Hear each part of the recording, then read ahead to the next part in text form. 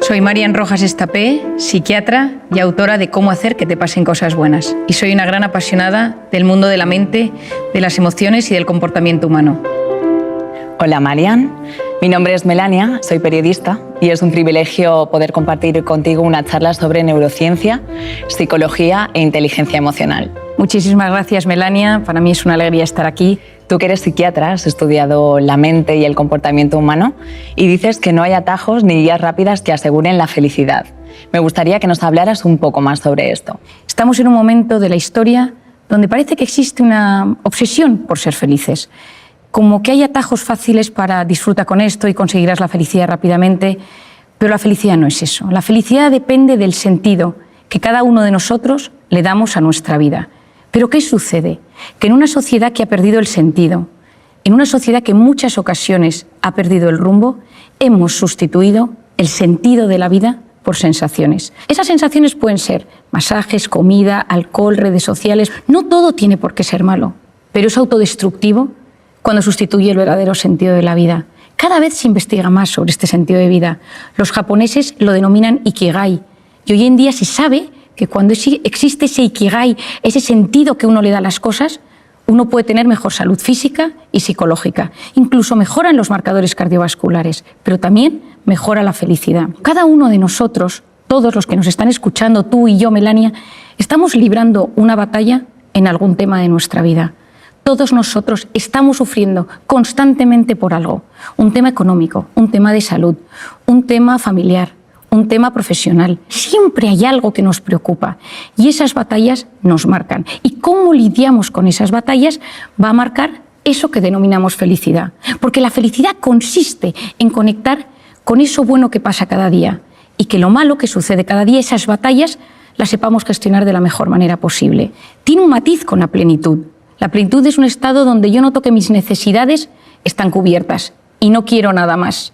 Por lo tanto, uno puede estar sufriendo mucho, pero ser feliz en ese momento, porque sabe conectar con lo pequeño y bueno que me va sucediendo cada día. Es decir, la felicidad está en conectar con las cosas pequeñas que van surgiendo en el día a día. Te he leído en varias ocasiones que muchas veces el antídoto para el sufrimiento es el amor. ¿A qué te refieres con esto? El mejor antídoto al sufrimiento y al dolor es el amor. Es sentirse querido, es sentir que no estás solo. Esa sensación de soledad no buscada, esa soledad involuntaria, es una sensación terrible para la psique, para la mente y para el corazón.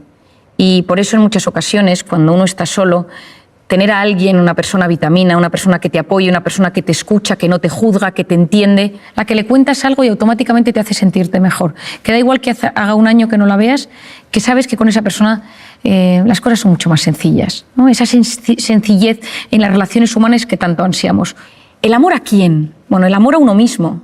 Eso es la autoestima. Quererse de forma sana, no quererse en exceso, que ahí entramos en el narcisismo, ni quererse poco, que entra en los cuadros de inseguridad tan destructivos para la mente humana. Y eso tiene mucho que ver con la voz interior. Todos nosotros tenemos una voz interior que determina cómo va a ser nuestra autoestima y cómo nos vamos a tratar. Lo segundo es el amor de pareja. El amor de pareja nos hace ser valientes. Ya lo decía Platón, no existe nadie tan cobarde que el amor lo transforme en alguien valiente. Yo creo que estoy seguro de que todos conocemos a alguien que de repente se ha enamorado y se transforma. Y nada, le da miedo y asume riesgos que jamás habría asumido. El amor de pareja es impresionante. Y cuando uno tiene ese amor de pareja, cuando uno se siente querido, esa sensación de confianza, hasta mejora, sabemos hoy en día, el sistema inmune, tienes mejor salud física y psicológica. El tercero es el amor a los demás. La cooperación, la solidaridad, el amor a tus padres, a tus amigos, a tus hermanos, incluso a la gente de tu trabajo. Cuando uno está en armonía con las personas de su entorno, es capaz de mitigar los efectos que el estrés puede producir en él. Si tú vives ansioso o preocupado por algo, un tema económico, pero te sientes querido, el estrés que eso te produce es mucho menor. Luego tenemos el amor a las creencias y a los ideales. En las ideas se tienen, en las creencias se está, decía Ortega y Gasset. Cuando crees en algo y amas tus creencias, tienes fuerza, tienes fortaleza y superas casi todo. Y finalmente, el amor a los recuerdos. Yo creo que quizá de todos los amores es el que me parece más diferente y por eso siempre me encanta hablar de él. Hace unos años, Susumu Tonewaka, Premio Nobel de Medicina, descubrió que cuando una persona recuerda algo con intensidad, el recuerdo de esa imagen, que es placentera, activa los mismos mecanismos en el cerebro que cuando esto sucedía en la realidad. Esto es mágico.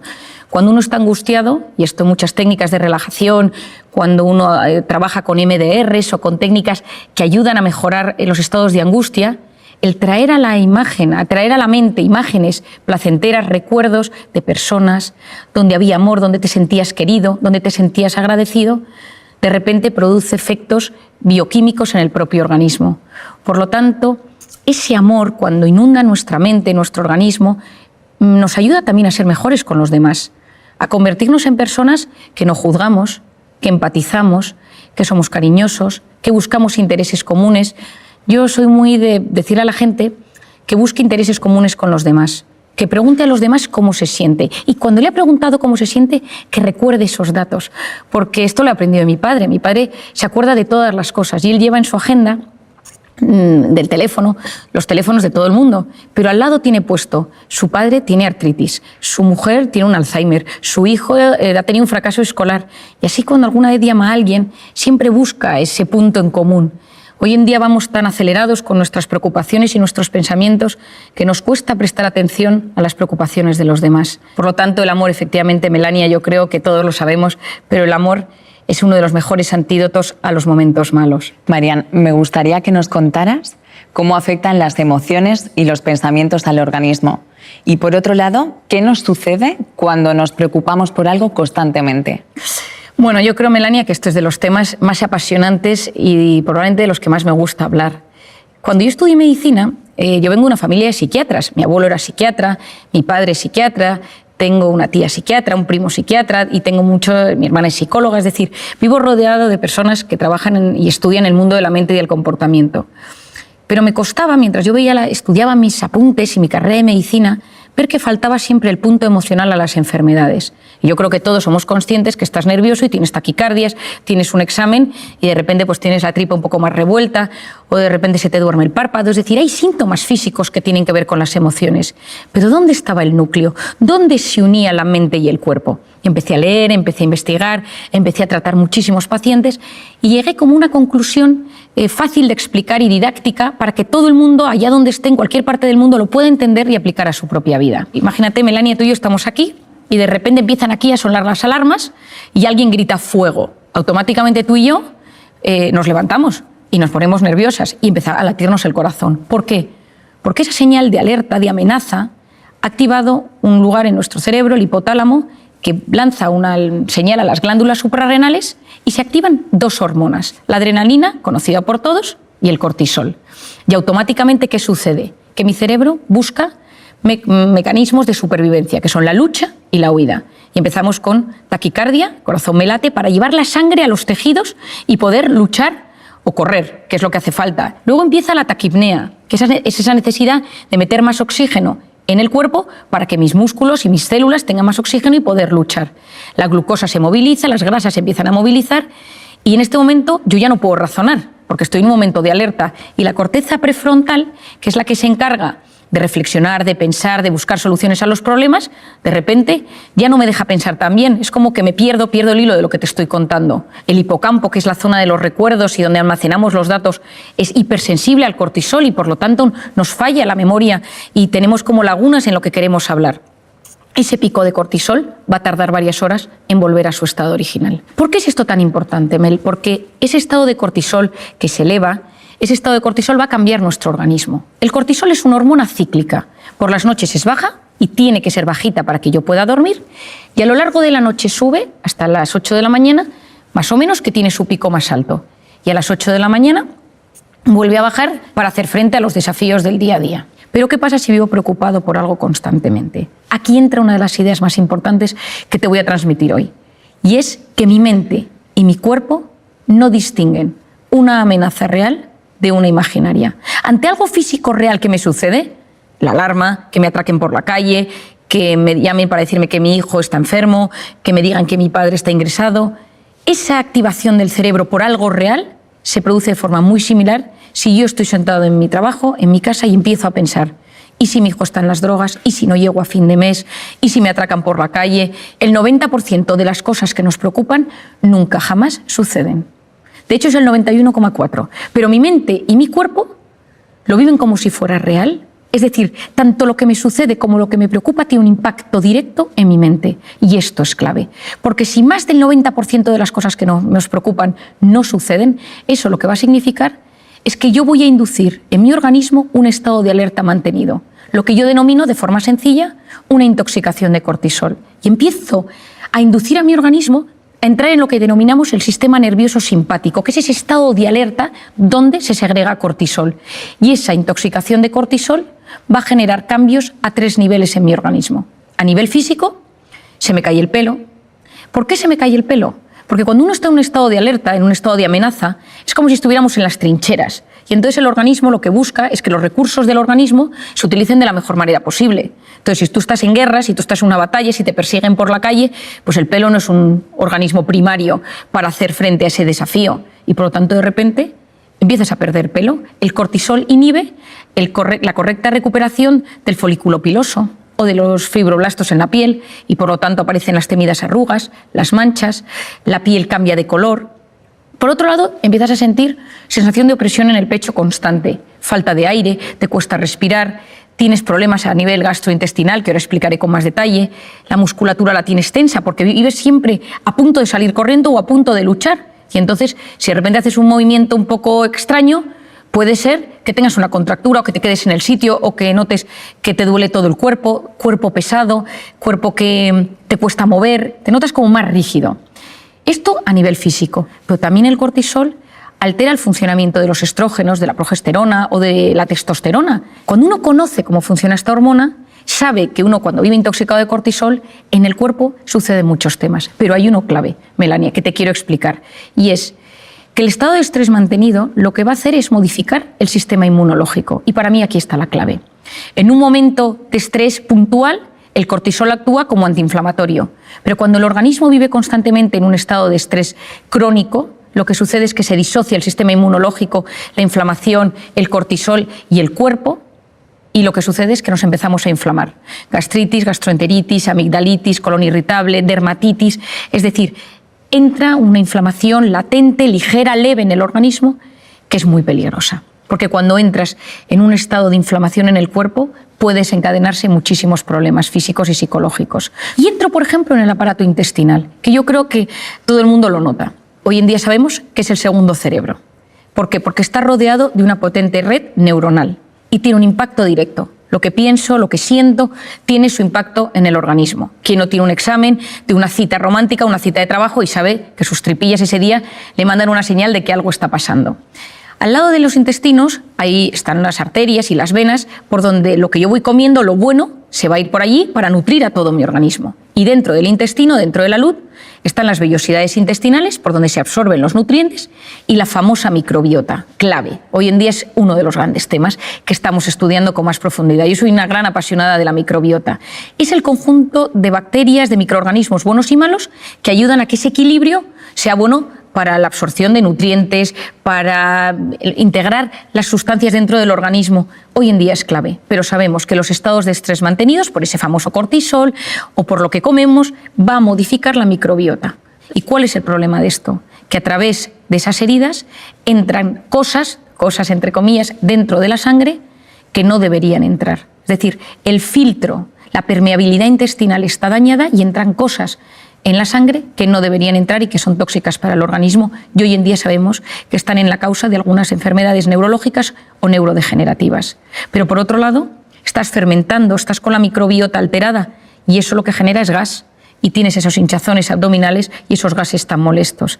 Es decir, algunas veces cuando las personas me preguntan ¿cómo sé si estoy inflamado? Yo le digo, mírate las encías, porque es un gran... si uno se lava los dientes y nota la sangre, o mira si, por ejemplo, tienes la tripa hinchada, o cómo te sienta lo que comes. Y te vas a dar cuenta si ahí tienes ese estado de inflamación. A nivel psicológico, lo primero que me sucede es que estoy irritable. Saltas a la mínima. Estás en un estado de alerta y estás mucho más vulnerable y mucho más susceptible. Lo segundo que te sucede es que no duermes bien. Llegas a la noche, como tienes ese estado de alerta elevado, lo que te sucede es que te metes en la cama y empiezas a darle vueltas a las cosas y empiezas a girar en la cama y no te duermes. A veces del agotamiento consigues caer rendido en la cama, pero te levantas a las 3 o a las 4 de la mañana con una sensación de preocupación, con algo que te inquieta y no te deja dormir. Y en otras ocasiones duermes del tirón, pero te levantas con sensación de agotamiento, porque ese estado de alerta impide que llegues al sueño profundo. Y por lo tanto, aunque hayas dormido las horas que necesitas, tu cuerpo no se siente descansado del todo. Y luego, en muchas ocasiones, te puedes poner triste. Y esta es otra idea importantísima, Mel, que te quiero transmitir hoy. Muchas depresiones provienen de estados de alerta permanentes. Y aquí lo voy a puntualizar. Cuando tú tienes un momento de muchísima tensión, de muchísimo trabajo, donde has estado muy preocupado por algo, de un reto, de un desafío, tienes algo en mente, fisiológicamente, cuando eso termine, tu organismo se va a ver afectado y tu mente va a estar un poco triste, un poco apática. Yo me acuerdo cuando mi marido terminó y aprobó sus oposiciones, su preparador me dijo: a mí lo que más me sorprende de los que se preparan a las oposiciones es que aprueban o suspendan, los meses siguientes están tristes, están como apagados. ¿Por qué es eso?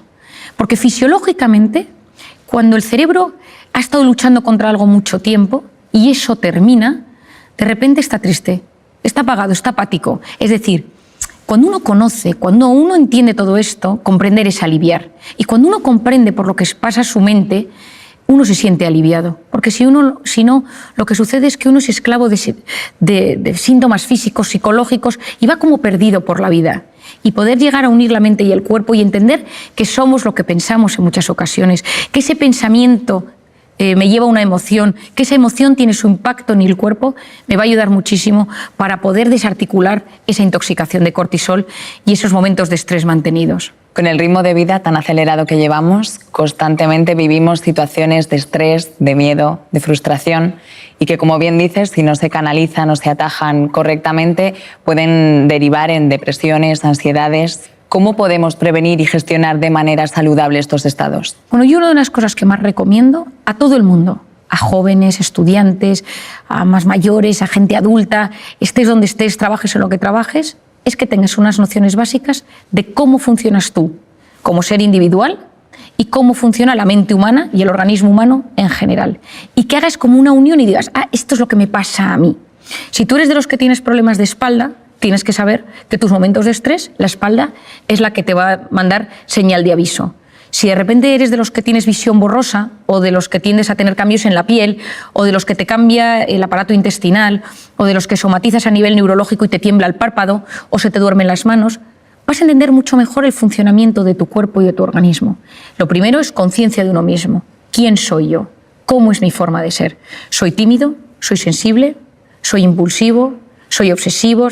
¿Soy perfeccionista? ¿Le doy muchas vueltas a todo? ¿Soy desconfiado? ¿Soy dependiente de la opinión de los demás? ¿Soy inseguro? Y a nivel psicológico, quizás soy de los que tengo ansiedad o ataques de pánico o me pongo triste. Y hacer como un pequeño diagnóstico de uno mismo. Para mí esto es clave. ¿Cuáles son los factores que me estresan? ¿Cuáles son los factores que me ponen en modo alerta? ¿Cuáles son los factores que me meten en el sistema nervioso simpático, en ese cortisol del que hemos hablado? Pueden ser personas, cosas, recuerdos, momentos, circunstancias, pero cuando uno conoce cuáles son sus factores de estrés, vas a ver cómo se transforma tu personalidad ante el estrés. Por ejemplo, el sensible, cuando está bajo un factor de estrés, se convierte en una persona muy vulnerable. Ahora estoy bien, ahora estoy mal, ahora estoy bien, ahora lloro, ahora estoy angustiado, ahora vuelvo a estar bien. El tímido, cuando está bajo factores de estrés, se bloquea. El impulsivo, bajo factores de estrés, es más agresivo. El que le da vueltas a las cosas, bajo factores de estrés, es más obsesivo y entra en pensamientos en bucle. El perfeccionista, cuando está estresado, tiene una sensación de insatisfacción vital, porque nada está a la altura de lo que quiere. Cuando uno se comprende, se siente aliviado. Entonces, cuando me preguntas qué nos puede ayudar, hacer este esquema. Yo a todos mis pacientes les hago este esquema. ¿Cómo eres tú? ¿Cuáles son tus factores de estrés? ¿Y en qué se transforma esto? Cuando entiendes tu cuerpo, cuando entiendes tu personalidad, es mucho más fácil hacer frente. Lo segundo es vivir una vida lo más antiinflamatoria posible. Es decir, la gente va inflamada por la calle. Yo siempre digo que si tuviéramos un detector de inflamación, el detector se rompería, porque la gente más que nunca va con tanta incertidumbre, con tanto estrés, que hay un estado de inflamación latente en la sociedad. Yo creo que siempre digo, y te lo digo a ti también con cariño, aunque nos vaya a escuchar mucha gente, que hay que tener cuidado con la comida, pero tampoco sin obsesionarse. Pero comer con con conocimiento de lo que a uno le sienta bien y mal, conocer las cosas. Es verdad que hoy en día se ha demostrado que mucha alimentación inflama y altera el organismo y, por lo tanto, intentar comer lo mejor posible y tener que la comida mala sea la excepción y no la regla. Lo segundo es el hábito del sueño. Hoy en día es clave. Cuando uno duerme mal, la probabilidad de que todo se desbarajuste es altísima, porque durante el sueño reparamos nuestra mente, reparamos nuestro organismo, reparamos nuestro sistema inmunológico, nuestro hipocampo, zona de archivo de los recuerdos, se soluciona, es como que todo se va poniendo en orden. Y cuando uno no duerme, y hoy en día dormimos muy mal por la pantalla, por las preocupaciones, etcétera, esto nos altera. Y un par de ideas para dormir bien. Lo primero, evitar las cenas copiosas. Con el alcohol esto siempre va a hacer que durmamos peor. Lo segundo, cuidado con la pantalla. La luz de la pantalla transmite un tipo de luz que inhibe la correcta secreción de la melatonina, que es básica para dormir bien. Por lo tanto, cuidar ese sueño. El sueño va a ser un tema básico. Y luego, otra cosa que yo creo que puede ayudar en este mundo que llevamos es tener vías de escape sanas para esos momentos de estrés. El ejercicio básico, con el ejercicio desmembramos ese cortisol, casi que lo evaporamos del organismo.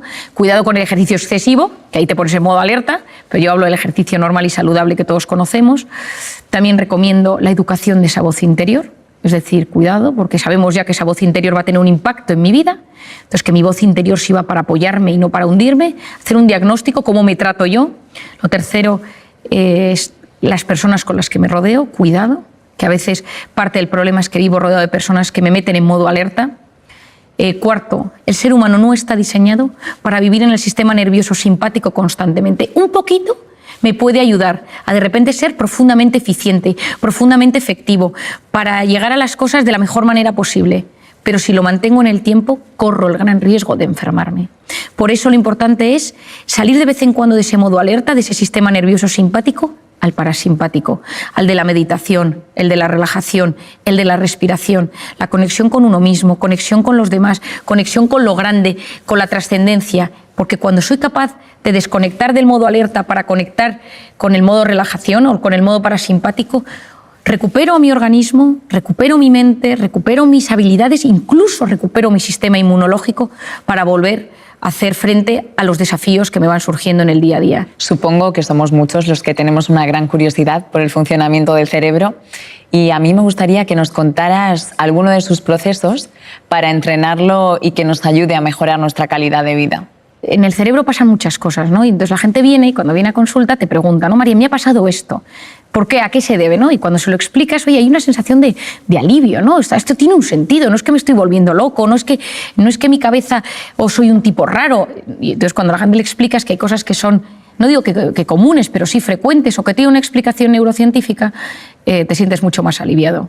La suerte que tenemos es que hoy en día la mente y el cerebro se está investigando cada vez más y hay una búsqueda de respuestas. El cerebro es el gran desconocido, pero vamos entrando, aprendiendo, gestionando y es alucinante. A mí me encanta estar lo más al día que puedo de todo lo que va sucediendo y cada vez que algo nuevo se descubre, pues te llenas en un mundo apasionante que en mi caso particular siempre pienso, y esto a ver cómo se explica a la gente, ¿no? Porque es todo a veces tan difícil de entender porque la mente... Pero bueno, yo te contaría cosas, ¿no? Pienso, por ejemplo, en el famoso secuestro de la amígdala, que muchas veces la gente me pregunta de qué se trata. El secuestro de la amígdala es una respuesta automática de la mente ante algo que sucede y tienes una reacción desproporcionada. Y es como que la amígdala en ese momento tiene una comunicación con el hipocampo, que es donde están los recuerdos. Y la amígdala es donde está la emoción, la ansiedad, la angustia, donde reaccionamos. Y ese canal de comunicación tiene que ser lo más sano posible. Entonces, si de repente hay un recuerdo que no se ha quedado bien archivado, si de repente vuelves a algo relacionado con ese recuerdo no bien archivado en tu hipocampo, la reacción en la amígdala va a ser fortísima.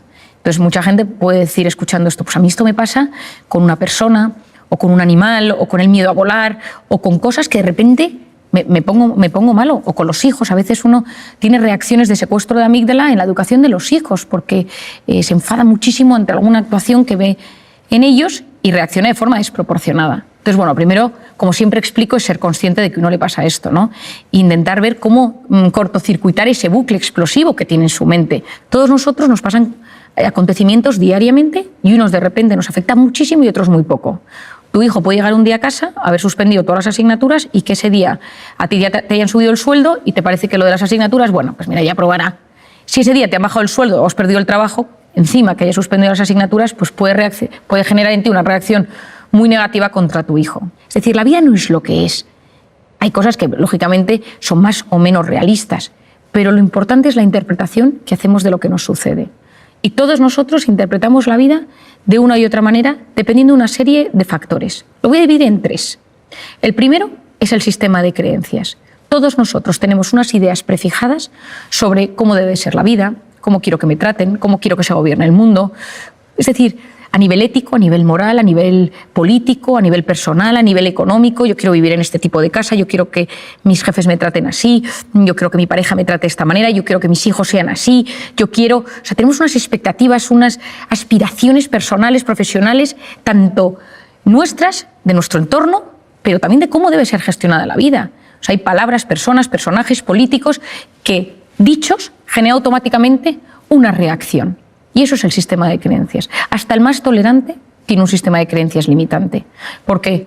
Porque muchas veces queremos que nuestros hijos sean ingenieros, médicos, y de repente te viene un hijo, estoy pensando en una paciente que tengo, que le dijo que quería ser pianista, toda la familia son ingenieros, y la madre no lo entendía, dejó de hablarle porque para ella era un drama, pero su hijo tenía un don para el piano. Pero ella no lo podía percibir, ella no lo veía. ¿Por qué? Porque su sistema de creencias era que todo lo que no fuera ser ingeniero era un problema, porque venían de no sé cuántas generaciones de ingenieros en la familia, y el tema del piano le parecía que era una cosa que no tenía ni pies ni cabeza. Muchas veces hay que romper nuestro sistema de creencias. Yo creo que lo más importante es conocerlo. ¿Cuál es el mío? Y todos tenemos un sistema de creencias que hace que las cosas que nos cuenten o que nos sucedan las vamos a interpretar de una u otra manera según ese sistema de creencias. Y es lo más difícil de cambiar. Cuando uno piensa en algún tema de alguna manera, a veces no se puede modificar. Y es como darse contra un muro. Porque yo puedo tener delante un paciente que noto que es un sistema de creencias limitante, acepta a tu hijo, acepta este tema en ti, acepta tu pasado, acepta que esto pase en tu trabajo. No quiero, me niego. Y muchas veces esa resistencia al cambio es lo que impide que disfrutemos de la vida. Por otro lado, tenemos el estado de ánimo. Si uno está contento, la interpretación de las cosas es mucho mayor. Yo recuerdo siempre cuando ganó España el Mundial de Fútbol con el gol de Andrés Iniesta, ¿no? Que para mí, que es buen amigo, él y su mujer Ana, son buenos amigos míos, y yo lo recuerdo como uno de los momentos pletóricos a nivel... Me encanta el fútbol, me encantó, ¿no? Y entonces recuerdo que al día siguiente en el hospital todo el mundo estaba contento, la gente se saludaba, la gente por la calle, la gente iba pues dando al claxon por la calle, había una sensación de jolgorio por las calles, ¿no? Estado de ánimo, de felicidad, de bienestar, por una alegría. Pero vayamos a lo serio. Ese estado de ánimo va a determinar nuestra interpretación de las cosas. ¿Y de qué depende ese estado de ánimo? Depende de cómo durmamos. Lo hemos explicado ya, pero depende de cómo durmamos. Depende de las circunstancias. No es lo mismo vivir en plena pandemia que vivir en un momento donde no había ningún problema de virus alrededor. Por otro lado, la personalidad. La interpretación de las cosas. Si tú eres profundamente sensible, eso va a afectar a tu estado de ánimo. Si tú eres profundamente desconfiado, eso va a afectar a tu estado de ánimo y, por tanto, a tu interpretación de las cosas. Y a veces en esta vida, si lo que quieres es ser un poco más feliz, esa felicidad de la que estamos hablando, a veces lo que tienes es que ir a ver esa cosa de tu forma de ser, que es tu talón de Aquiles y que te impide disfrutar del día a día. Si eres de los que se queja, si eres de los que vas de víctima, trabajar la personalidad, porque eso automáticamente mejora tu estado de ánimo y eso automáticamente mejora tu interpretación de las cosas. Y finalmente, lo que se denomina el sistema reticular activador ascendente. Tiene un nombre terrible, pero tiene una función mágica. Es una zona que se encuentra aquí detrás, en el tallo encefálico, y es una zona muy primitiva de neuronas que tiene múltiples funciones, pero tiene una muy interesante que es el filtrador. Es como un rastreador del cerebro. Y es la zona que se encarga de filtrar de todo aquello que me sucede y de quedarme con lo que me interesa. Es decir, nuestro cerebro recibe constantemente muchísima información, a través de los sentidos, especialmente a través de la vista, pero a través de los sentidos. Pero solo se queda con lo que le interesa. Si tú estás buscando un trabajo de un tema específico y te pones a prepararte sobre ese tema, tu cerebro va a hacer todo lo posible por encontrar ese asunto. Yo he contado muchas veces una anécdota que me pasó hace unos años cuando, estudiando la carrera, me fui a las Naciones Unidas a un evento, una entrega de premios, y el rector de mi universidad me pidió que buscara a Kofi Annan, entonces el secretario general de las Naciones Unidas. Y yo me empecé a preparar todo tipo de cosas sobre Kofi Annan y por si me lo encontraba para invitarle a mi universidad a un evento que había. Y nunca había Kofi Annan, pero en un momento dado, en pleno evento, fui al baño y me encontré con una señora rubita, de tez muy pálida, y empecé a hablar con ella y le conté varias cosas, le conté cómo funcionaban las Naciones Unidas, los premiados de ese evento al que íbamos, y nada, me despedí de ella. Y el día que volví a Madrid, esta señora estaba en el avión y la fui a saludar. Dije, qué curioso, la señora del baño. Y estaba sentada al lado de un tipo al que me presentó que era Kofi Annan, que era su marido. Y entonces Yo muchas veces me pregunté, ¿no? ¿Cómo es posible? Bueno, yo había estudiado a Kofi Annan y probablemente mi mente había captado fotos con su mujer y cuando la vi, la distinguí. Es decir, decía Louis Pasteur o decían, bueno, la suerte favorece a la mente preparada. Hay que prepararse, hay que estudiar, hay que saber. Porque el que se prepara, el que estudia, el que sabe, percibe mejor las oportunidades. Y lo importante en esta vida es activar nuestro sistema reticular. Si lo tienes en negativo, ves lo negativo de todo. ¿Quién es el principal inhibidor de este sistema reticular? La pantalla. ¿Por qué? Porque la pantalla te ofrece gratificaciones instantáneas, chispazos de dopamina. Es una vida fake, es una vida digital. Las cosas buenas suceden en la vida real. Esa vida digital, esos chispazos de dopamina van generando, pues sí, momentos de gratificación instantánea, pero a la larga nos producen un vacío. Tienen un mecanismo muy similar, las pantallas y el mecanismo de la dopamina, con las drogas. Por eso a día de hoy muchas adicciones a la pantalla, muchas adicciones a la pornografía, a los videojuegos, se tratan con mecanismos similares a las drogas. Y esto es un enorme problema porque vivimos en un momento de la historia, como dice el filósofo José Luis Ruiz, somos drogodependientes emocionales. Somos cada vez más adictos a experiencias vibrantes que nos llegan a través de la pantalla. ¿Y por qué es esto tan importante? Porque todo esto va a frenar nuestra corteza prefrontal. Aquí entro en un campo interesantísimo a nivel educativo, a nivel de padres y a nivel personal. La corteza prefrontal, que ya hemos hablado de ella en varios momentos, es una zona fundamental para la atención, la concentración, la resolución de problemas y el control de impulsos. Es la zona que nos hace ser seres superiores, que nos ayuda a prestar atención a lo que queremos, a estar quietos en un sitio y escuchar, a estar en una pastelería, yo que soy muy dulcera, y no comerte los bombones mientras te los están sirviendo, sino que controlas esos impulsos, te gestionas por dentro. La corteza prefrontal es una zona profundamente inmadura cuando un bebé nace. Cuando un bebé nace, esta zona está completamente inmadura y se va evolucionando a medida que pasan los años, madura antes en las mujeres que en los hombres. Las niñas maduran antes esa atención y esa concentración que los chicos. Esto es muy importante en el ámbito educativo. Los chicos están a 4.000 cosas todavía y las niñas ya son mucho más concienciudas desde que son más pequeñas. ¿Con qué se estimula la corteza prefrontal de un bebé? Con 3 cosas: luz, sonido y movimiento. ¿Quién no ha visto a su bebé que de repente ve pasar a su padre o ve una luz que se enciende o una musiquita y va girando la cabeza? ¿Qué es lo que queremos nosotros para ese niño? Que a medida que se vaya haciendo mayor, este niño también preste atención a objetos inmóviles, a un profesor que le habla, a un adulto que le habla, a un amigo que le está contando una historia, que esté quieto en la salita de espera del médico, que sea capaz de leer un libro quieto. Es decir, que esa corteza prefrontal vaya madurando y no solo se active la atención con la luz, con el sonido y con el movimiento, sino también pues de repente conecte con una puesta de sol, con un cuadro, con una música, etcétera, ¿no? Es decir, con cosas distintas. Pero si tú a ese niño le pones una pantalla desde que es muy pequeño, ¿qué es la pantalla? Luz, sonido y movimiento. Lo que sucede es que su atención se va a ver estimulada por una herramienta externa, que es ese dispositivo. Y el cerebro funciona con un mecanismo que se denomina use it or lose it.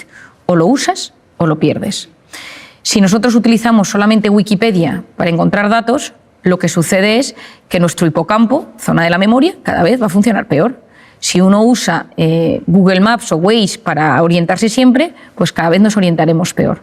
Cuanta menos actuación tenga nuestro cerebro per se, peor va a funcionar en esa herramienta estrictamente particular. Si nosotros conseguimos trabajar las cosas, prestar atención, fomentar nuestra orientación, fomentar nuestra memoria, vamos mejorando la neuroplasticidad cerebral. Es decir, estamos en un momento donde la neuroplasticidad cerebral, que es la capacidad de generar nuevas neuronas. Yo cuando estudié medicina, las neuronas que teníamos eran las que teníamos y no había forma de generar más. Hoy en día sabemos que la ilusión, tener ilusión en la vida, consigue que se produzca una migración de neuronas hasta el hipocampo, que es la zona del aprendizaje. Es decir, hoy sabemos que hay mecanismos para mejorar esas conexiones neuronales, que si potenciamos alguna zona de nuestro cerebro, esa zona va a funcionar cada vez mejor. Pues en el tema de la atención, yo creo que a día de hoy, que nos encontramos en un momento de la historia donde hay una crisis de la atención, la gente no sabe prestar atención por muchos factores, porque vivimos hiperestimulados, porque no nos da tiempo, porque es una cosa y otra cosa y otra cosa, porque te tomas un caramelo y ese caramelo tiene 4 sabores distintos, vas a un sitio y pasan 74 cosas, entonces no conectas sensorialmente con algo puntual, sino que todo son múltiples emociones y sensaciones, y todo ello con la pantalla de por medio. Esa pantalla que lo que me va haciendo es que la corteza prefrontal cada vez me funciona peor, porque está diseñado para aliviar. Pero lo que le estás enseñando a tu cerebro es no saber gestionar el aburrimiento, que es la cuna del asombro y de la creatividad, y no sabes gestionar el estrés, que es lo que va a determinar tu calidad de vida. Una persona con voluntad llega más lejos que una persona inteligente, y la voluntad se encuentra en la corteza prefrontal. Entonces, ¿qué recomiendo yo para fortalecer la corteza prefrontal? La voluntad es la capacidad de posponer la recompensa. Y hoy en día estamos en un momento donde lo quiero todo y ahora, y quiero sentir ahora, y quiero la gratificación instantánea ahora. Es decir, en vez de que yo lo quiero todo ahora, comida, lo que necesito, yo fortalezco mi voluntad poniéndome pequeños retos. Esta semana no como esto. Esta semana no voy a ver esta serie, solo voy a ver un capítulo, no voy a comprarme nada aquí, no me voy a meter más que tantos minutos en Instagram. Es decir, me voy educando mi corteza prefrontal, voy educando mi voluntad y soy capaz de llegar mucho más lejos en la vida. ¿Y eso qué me va a ayudar? Uno, que cuando me aburro y dejo que mi mente se vaya y que vaya y venga y tal, ningún gran descubridor llegó a sus resultados y a sus conclusiones en un momento frenético. Nunca. Uno estaba bajo un árbol y vio caer una manzana, el otro paseaba por los jardines de Atenas, otro... Es decir, en un momento de paseo, de parasimpático, de relax, de repente, clink, salió una idea. En un momento de estrés frenético, no llegas a los grandes temas de la vida. Vas de forma superficial y no profundizas. Al hilo de lo que comentas sobre la atención, en mi círculo más cercano tengo varios amigos, profesores y profesoras con las que hablo muchísimo de este tema.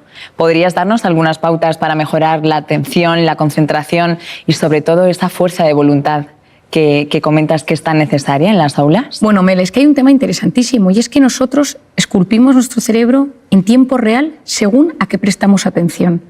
Por eso, hoy en día, según a lo que prestemos atención y la capacidad que tengamos de concentración, de atención y esa fuerza de voluntad, va a determinar en gran parte nuestra calidad de vida, nuestra calidad intelectual, nuestra calidad cognitiva, las notas de clase, pero no solo las notas, sino la capacidad que tenemos de disfrute, de conectar con las personas, con el conocimiento, con la naturaleza, con todo. Por lo tanto, fomentar esto es muy importante. Yo creo que una de las cosas que nos puede ayudar para fortalecer esta concentración, esta capacidad de prestar atención, esta fuerza de voluntad, la primera es aprender a enfocarnos en cosas positivas. Es decir, tomar la decisión, y esto puede ser un ejercicio de clase, un ejercicio personal, decir hoy me voy a fijar en 3 cosas buenas que me sucedan.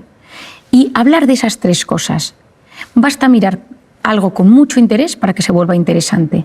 Y una cosa que puede ser una cosa muy pequeña, que estás en la calle, te sientas en un banco, ves a alguien pasar, estás en clase, te fijas en un compañero, en la profesora o en el profesor, en algo que te están comentando, y eso lo trabajas y lo hablas y lo piensas y lo meditas e incluso lo escribes, eso te puede ayudar a fortalecer tu atención. Otra cosa es saborear.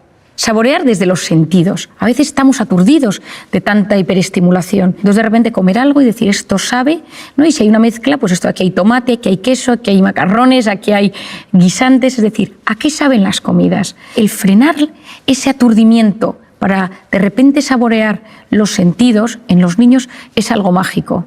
De repente decir, silencio, ¿qué escucháis? Un coche de bomberos, un coche de policía, una música, una melodía, el grito de alguien. Eso ayuda a que los sentidos tomen más importancia y yo frene todo para enfocarme en algo particular. Y cuando uno consigue enfocarse en algo particular, está fortaleciendo su capacidad de prestar atención. Enseñar a los niños a discriminar, a saber dónde está el bien y el mal, a saber dar pilares seguros de criterio, porque si no te metes en Internet y no sabes dónde está lo bueno y lo malo. No sabes dónde te están engañando y dónde no. Hay un momento que te llega tanto al teléfono que cada día es una noticia, yo todo lo que llega lo compruebo. Hay veces que hay cosas tan surrealistas que digo, esto seguro que es mentira y de repente te das cuenta que es verdad. Pero sé buscar si está bien o está mal. Y yo creo que el aula tendría que ser ahora mismo un lugar donde enseñar a buscar si está bien o está mal, para profundizar, para filtrar de todo lo que nos llega lo que realmente vale la pena y no aturdir a esa corteza prefrontal que llega un momento donde no es capaz de leer un libro, no es capaz de enterarse de una conversación. Había un hábito que se hacía en mi casa y es que todos los domingos leíamos todos antes de comer, sentados en el salón de casa con música clásica. Y mi padre, cada uno según la edad que tenía, todos leíamos. Y era algo que fortalecía nuestra lectura. A mí me parece importantísimo volver a la lectura. La lectura es a la mente lo que el ejercicio físico es al cuerpo. Hay que leer y yo recomiendo leer en papel, porque no leemos igual en papel que leemos en pantalla. En papel leemos con más profundidad y ya lo sabemos hoy en día. Cuando uno tiene el papel, el libro va pasando la página, hay algo que surge en el cerebro donde es capaz de meterse mejor en la historia. Es verdad que con tal de leer, yo que la gente lea donde quiera, ¿no? Pero yo lo recomiendo. Y sobre todo que cuando leemos, por ejemplo, noticias, hay tantos anuncios y tantas cosas que salen que nuestra capacidad de dispersión es altísima. Y esa famosa multitarea, de la que tanto nos han hablado, no es tal. Es una alternancia continuada de la atención.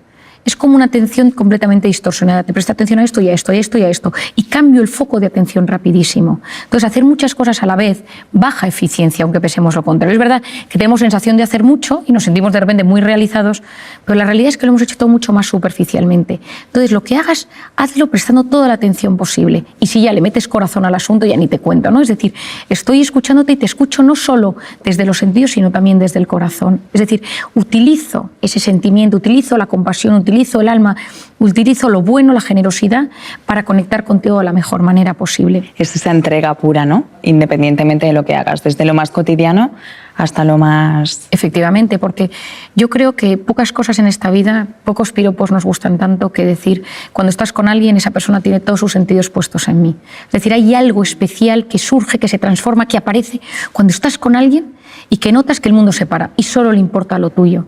Yo en mi consulta, por ejemplo, no tengo puesto un ordenador, yo escribo en papel, porque necesito que la persona que tengo delante no note que haya ningún disruptor, que no haya absolutamente nada que nos rompa. Yo lo escribo todo en las hojas y lo guardo en hojas, porque cuando estoy con esa persona necesito que sepa, que se dé cuenta que solo la escucho a ella. Por eso muchas veces tengamos cuidado. Cuando estemos con nuestros hijos, dejemos el teléfono, mirémosles a los ojos, incluso agáchate y ponte a su tamaño. ¿Cuántas veces oigo, y mis propios hijos te lo dicen, que es más importante el teléfono que yo? Por eso, cuando llegues a casa, quita el teléfono, mételo en el bolsillo, en la mochila, en el bolso, donde sea. Las dos manos abiertas para abrazar, para conectar. Y presta atención a quien tengas delante, sea tu marido, sea tu padre, sea quien sea. Pero si entras con el teléfono en la mano, ya has generado un disruptor. Y ya has generado que esa conexión, esa capacidad de prestarle atención al de enfrente, donde surge la empatía, donde surgen esas neuronas espejos que se activan, tú sonríes, yo sonrío, te abrazo, y todo eso maravilloso, ese momento tan especial, todo se ha distorsionado porque una mano está ocupada o porque estoy terminando de mandar algo que probablemente es terciario. Y si es algo tan importante, termínalo en el rellano. Y cuando lo hayas terminado y tengas tu atención puesta en las personas que tienes dentro de casa, abre la puerta. Pero si no, espera. Y yo creo, Melania, que esto, que tú y yo que también lo estamos hablando hoy aquí, es lo que buscamos. Tener una sociedad que le importen los demás, que no vayas solo enfocado en ese dispositivo, que te metes dentro y te olvidas de los demás, sino que seamos capaces de levantar la mirada, conectar con los ojos del que tienes delante y dar importancia a lo que realmente la tiene. Una de las cosas que comentabas sobre la fuerza de voluntad me parece un término precioso y que realmente nos forma como personas y nos ayuda a vivir una vida más plena. Dices que se puede aprender desde pequeño, que se trabaja en el cole, en las aulas, pero también sería posible haberla aprendido de padres, de abuelos, de amigos. Tener un modelo de identidad en la vida es clave. Y en voluntad, ni te cuento. En mi caso son mis padres. Los dos tienen una fuerza de voluntad excepcional, ¿no? Es decir, yo he aprendido de ellos el orden, la constancia, la perseverancia, cómo actúan, cómo, pues si tiene una cosa que hacer es lo que se hace, haz lo que debes ahora en este instante. A veces esto no lo hagas ahora y pospon la recompensa más tarde. Te apetece esto, ahora no es el momento. Y cuando tú eso lo ves en tus padres, es mucho más fácil que tú lo hagas como hijo. No podemos pretender que nuestros hijos hagan cosas que nosotros no hacemos. No podemos pretender que nuestros hijos tengan una gran atención si nosotros se nos ve con el teléfono perdiendo el tiempo, sino si nos ven que nos cuidamos, que cuidamos nuestra mente, que cuidamos nuestra alimentación, y tus hijos te dicen, papá, ¿por qué no nos tomamos? Y dices, después de cenar. Esos pequeños tips, esos pequeños consejos, los hijos van aprendiéndolos y saben que lo que te apetece no lo haces en el momento que te apetece, sino que hay cosas que convienen y no convienen. Y no es un tema de restringir o de control o de reprimir, sino de gestión sana. Porque si no sabes controlar o si no puedes controlar todo aquello que te apetece, todo ese impulso, y frenar, también está en la corteza prefrontal ese impulso, concentrarte en lo que ahora tienes y disfrutarlo en vez de pensar en lo que vas a hacer en media hora y esa intensidad y que lo necesito hacer, a la larga en la vida te sentirás mucho más frustrado. ¿Qué otras herramientas nos pueden ayudar a hacer una buena gestión del cuerpo y de la mente y de esa obsesión que a veces tenemos por aprovechar el tiempo al máximo? Bueno, yo creo que hay una obsesión, efectivamente, como tú bien dices, de aprovechar el tiempo, el famoso FOMO, que ahora se habla tanto, que es lo que se denomina el fear of missing out, el miedo a perderme algo, ¿no? Entonces, constantemente me meto, veo si ha pasado algo a nivel mundial, personal, familiar, me meto en los chats, me meto en los portales de noticias, con un miedo constante, ¿no? Y hoy en día, ese mundo digital, nos hemos visto inmersos en un estado de alerta constante, ¿no? Yo recomiendo muchísimo quitarse las notificaciones de la pantalla. Soy yo quien domino el dispositivo, soy yo quien domino las alertas, no las alertas a mí. Porque siempre va a pasar algo, siempre hay algo. Has escrito en un chat, el chat del colegio de tus hijos, las noticias que están pasando todo el día a nivel mundial de cualquier cosa, porque siempre están pasando cosas, ¿no? Es decir, la pantalla nos ha convertido en unas personas que nos cuesta mucho más relajarnos y mete nuestra mente en ese estado de modo simpático, de modo de cortisol, de modo amenaza, tan tóxico para el organismo. Por otro lado tenemos la cronopatía. La cronopatía, que es la enfermedad del tiempo. Patos, enfermedad cronotiempo. Siempre haciendo cosas, nunca puedes parar. Decía Marañón, la rapidez, que es una virtud, engendra un vicio, que es la prisa. Pues a veces esa prisa sin parar a un sitio o a otro hace que no seas capaz de frenar. La persona que sufre de esa necesidad constante de la hiperactividad y del hiperactivismo, cuando la frenas de golpe, tiene ansiedad. Y por lo tanto, en esos casos, a veces lo que es necesario es decir, oye, un momento, no puedes pasar de todo a nada. Tienes que aprender poco a poco a bajar los escalones, porque tu cerebro no permite ese salto tan inmenso. Lo que de repente puede generar es un ataque de ansiedad. Y en alguna ocasión yo lo he visto en consulta. Y luego, por otro lado, tenemos el perfeccionismo. El perfeccionista, por definición, es el eterno insatisfecho. Siempre está inquieto, alerta, porque hay defectos en todo lo de su entorno. Esto podría estar mejor, esto se podría hacer de esta manera, mi tesis doctoral, mi trabajo, mi casa, el orden, la ropa, los niños. Y eso, a la larga, genera una insatisfacción vital, porque la vida tiene un componente muy grande de imperfección. Cuando uno es muy perfeccionista, esto puede desarrollarse en trastornos obsesivos compulsivos, y conocer el impacto que esto tiene en la salud va a ser muy importante. Entonces, ese estado de alerta mantenido, tanto por la cronopatía, por el FOMO, por el tema digital, por el perfeccionismo, por la necesidad de hacer cosas constantemente en este mundo tan frenético en el que nos ha tocado vivir, apasionante, pero frenético en el que nos ha tocado vivir, tenemos herramientas. Algunas ya las hemos ido hablando durante este rato de conversación, pero me gustaría puntualizar otras. Hemos hablado del deporte, que me parece clave, y me encantaría deporte con naturaleza. Hay estudios interesantísimos que no es lo mismo hacer deporte en una ciudad que hacer deporte con naturaleza. Incluso estos estudios se han realizado poniendo a la gente pantallas inmensas con un bosque, con un lago, y ver qué pasa en su cerebro y cómo van eliminando ese cortisol y cómo se va gestionando todo ese estado de bienestar. Se sabe hoy en día que cuando uno consigue hacer deporte en la playa, en la montaña, en la naturaleza, se relaja mucho más. Hay una parte de uno mismo que en la naturaleza conecta mucho mejor y entra en ese modo parasimpático mucho mejor que en un gimnasio. Ojo, si solo tienes al gimnasio, pues adelante, porque es lo que tu cuerpo necesita. Por otro lado, me parece fundamental todo el tema de aprender a conocer nuestro cuerpo y conocer cómo va somatizando mi cuerpo. Entonces, como el primer mecanismo ante la angustia es hiperventilar, la taquipnea, esa necesidad de generar más oxígeno en el cuerpo, esas taquicardias, hoy en día conocemos una manera fácil entre comillas, de frenar ese estado rápido de taquicardias o estado de alerta. ¿Por qué? Porque como hemos hablado al principio, cuando yo noto una amenaza, lo primero que sucede es que mis pulmones y mi corazón cambian su forma de latir. De repente meto bocanadas de aire mucho mayores, tengo respiración mucho más entrecortada y superficial, pero lo que sucede es que entra más oxígeno del que debería y todo el cambio del oxígeno y el CO2 en mi cerebro va a generar desde esa visión borrosa, los hormigueos, esa sensación de malestar tan conocida. Es decir, ese estado físico de tantísimo malestar en un primer momento tiene mucho que ver con ese oxígeno y con ese CO2 que sale y entra de forma disruptiva en mi organismo. Por lo tanto, si en ese momento uno aprende a respirar de forma profunda y con conciencia, es capaz de generar un estado de calma dentro de sí.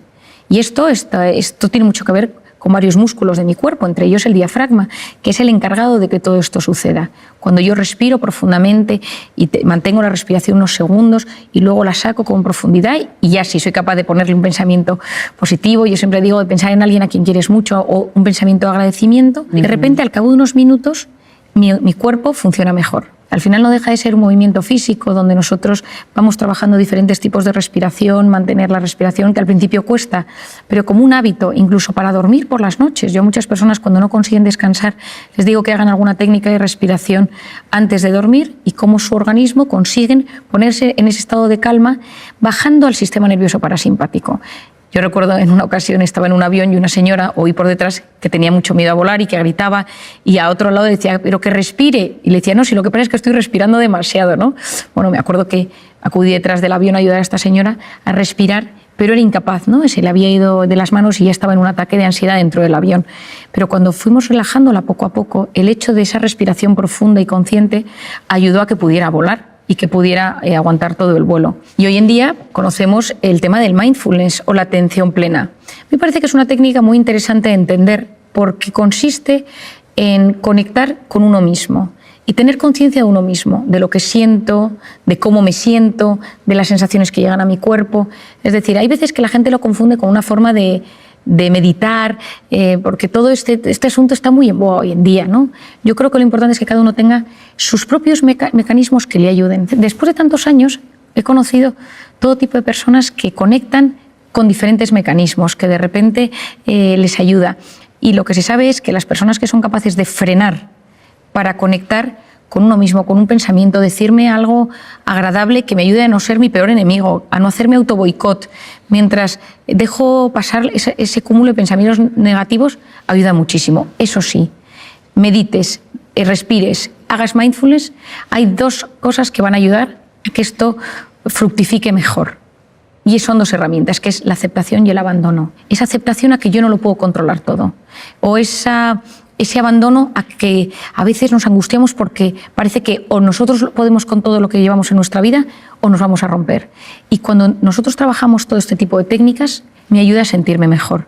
Pero si lo que sucede es que yo busco relajarme desde el control, lo que va a hacer eso es generarme un estado de alerta todavía mayor. Y yo creo que conectar mente y cuerpo y saber que en ese punto, que a día de hoy yo creo que es de los únicos que conocemos, donde hay esa simbiosis tan brutal, donde se unen la mente, la psique, el alma, el cuerpo, todo ello en uno, y podemos hacerlo de forma consciente, yo creo que nos abre un mundo apasionante. Por último, me gustaría que compartieras con nosotros y con todas las personas a las que llegue esta charla una idea maravillosa que escribes en tu libro, que es el camino que tenemos todos por delante para llegar a nuestra mejor versión. Bueno, como hablábamos a lo largo de esta charla, nosotros a veces estamos en modo alerta, y cuando estás en modo alerta vas en modo supervivencia, y supervivencia es conseguir cada día sobrevivir a lo que te va pasando. Hijos, trabajo, dinero, salud, lo que sea. Y ahí es muy difícil conectar contigo mismo. Hemos hablado de maneras a lo largo del día para desconectar de ese modo alerta y conectar con ese sistema parasimpático. Pero esto es completamente necesario. Pero también en la vida a veces precisamos conseguir un momento de pausa. Un fin de semana, una semana, 15 días, donde de repente nos, entre comillas, retiremos del mundanal ruido para poder decir, ¿yo qué quiero conseguir en esta vida? ¿Cuál es mi sentido? ¿Cuál es mi ikigai? ¿Cuáles son las respuestas a las grandes preguntas? ¿La tengo o no la tengo? ¿Mi angustia? ¿Pensar en algo más? Y ahí tengo que verme a mí en perspectiva, en 3D, en 4D, en 5D, y ver hacia dónde me dirijo y buscar sacar lo mejor que llevo dentro. Ese tu mejor versión del que yo tanto hablo. Y hago una ecuación matemática, que me parece que pocas cosas se puede usar menos matemáticas que en psicología y en psiquiatría, pero me gusta esta ecuación matemática porque puede ayudar a comprendernos. Tu mejor versión sería una suma entre los conocimientos, lo que yo aprendo, lo que yo estudio, lo que yo sé, más el proyecto de vida, es decir, tener unas metas en la vida, saber hacia dónde.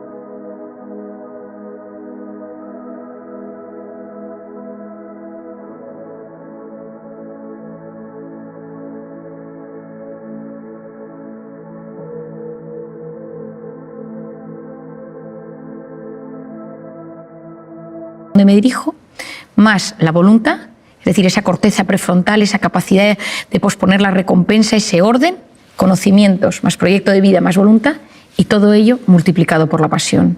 La pasión multiplica, el resto suma. ¿Qué es la pasión? La pasión es poner el corazón en lo que uno hace. El mundo está lleno de gente que no le mete pasión a la vida. El mundo está lleno de gente que no le pone el corazón a lo que hace.